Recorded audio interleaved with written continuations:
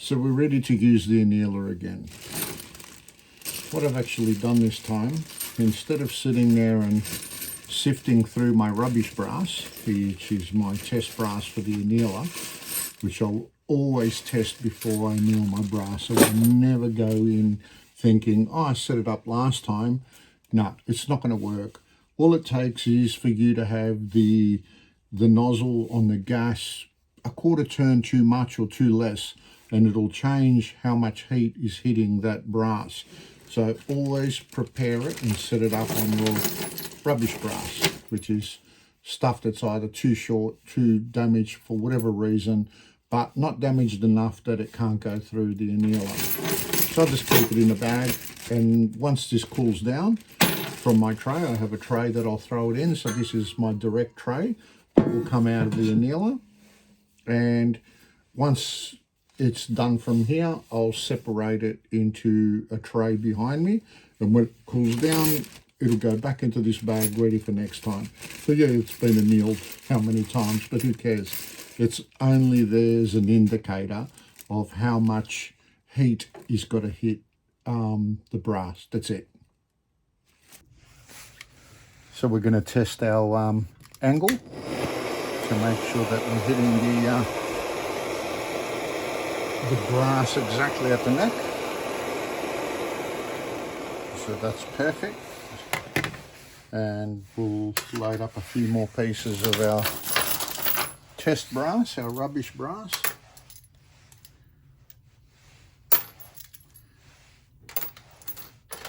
And then I'll get my torch ready, because I'll turn off the lights, do a test run, and once these have run through, I'll empty the container and I'll start loading my my good brass, the Starline brass.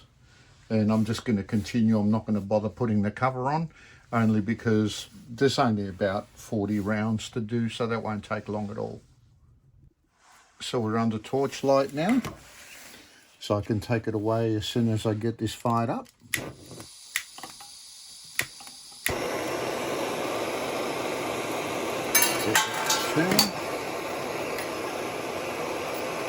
We'll wait for the first bit of brass to come through.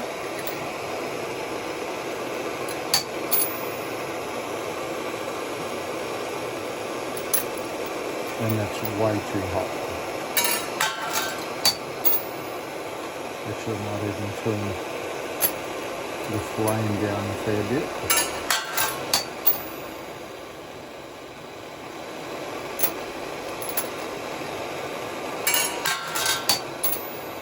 Much better.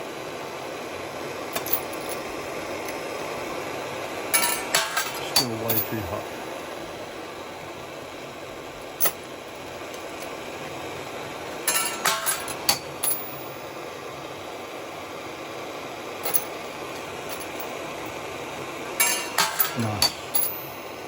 Nice consistency.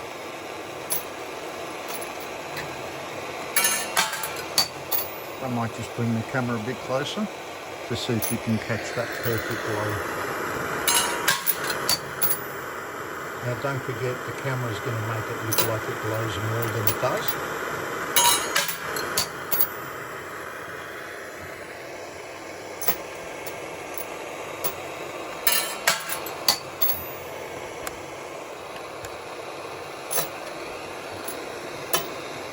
Just might back it up a teeny bit.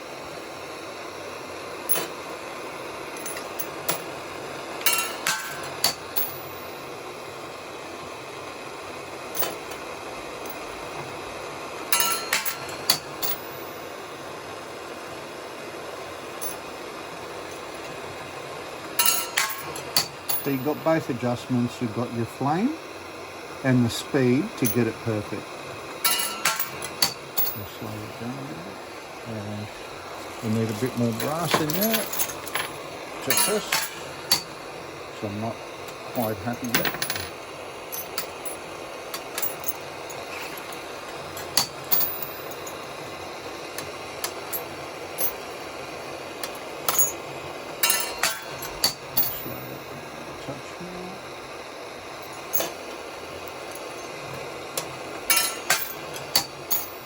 down to now.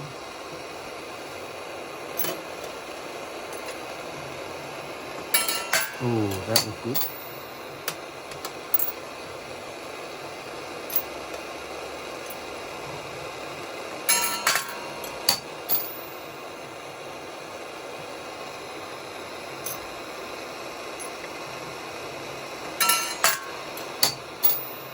Basically just a touch more.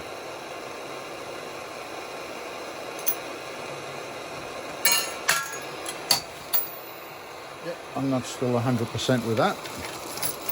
So until I am, we'll keep testing.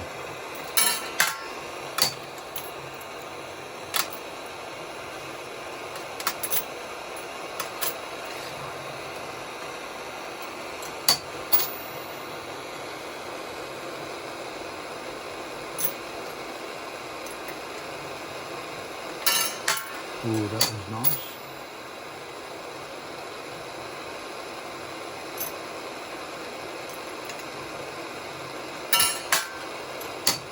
Just a bit too much.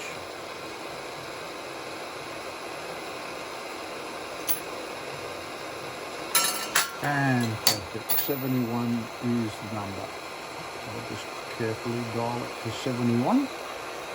And now we can start putting in our good brass.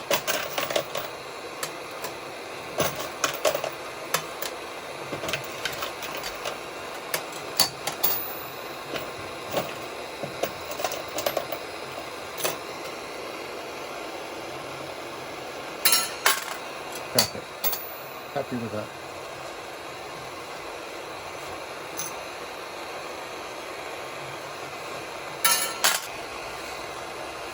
So now that I've got all the other brass out and swapped over the trays, for this light to come on, I can now load up because I don't have a case in there, so I can afford to make it stop turning.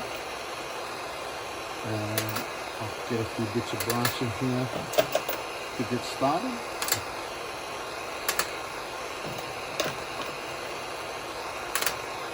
And we'll do another final check again. Always double, triple check, doesn't matter how many times. The more the better.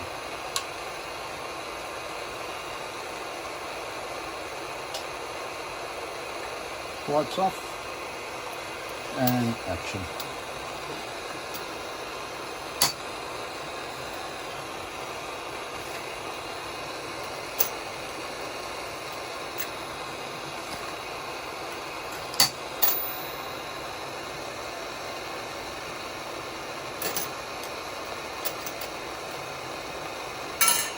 Beautiful colour, just nice.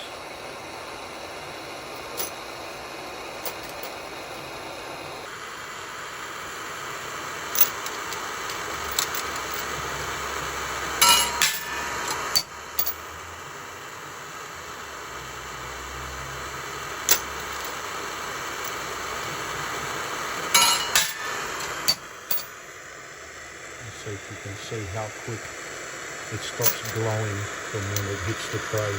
So I'm just going to hold it here for the next one. So by the time it hits the ramp, the glow's gone. See that? I'll hold it about here so I can show you that again. And it's got a nice glow down the ramp. By the time it hits a tray, gone. That is perfect. Couldn't have done it better. You can actually see how far the heat has travelled up and how far it's annealed.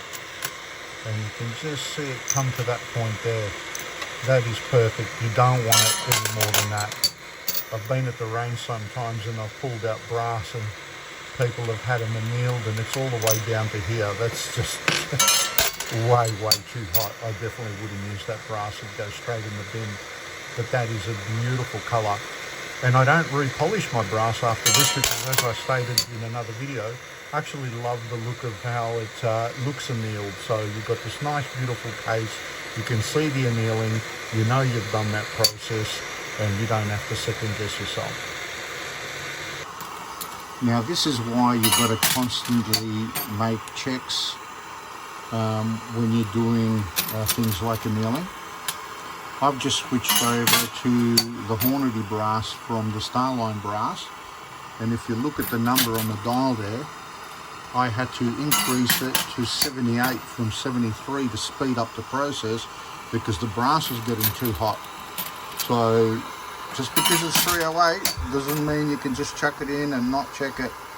You have to double, triple, quadruple check, because this is at least a second faster, or almost a second faster than what the Starline brass is, which means that either this brass is thinner or something with its composition or whatever heats up quicker.